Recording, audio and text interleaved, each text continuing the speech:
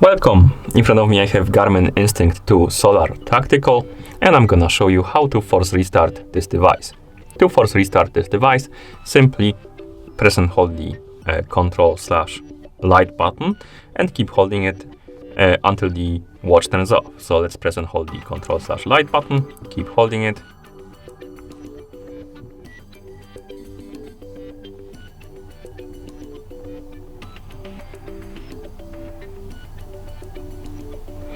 And after 10 to 15 seconds, your watch should turn off.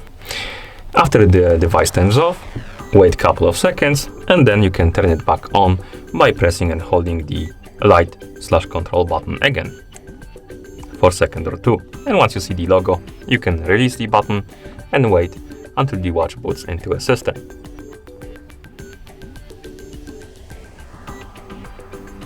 Like this. And that's how you force restart this device. Thank you for watching. If you found this video helpful, please consider subscribing to our channel and leaving a like on the video.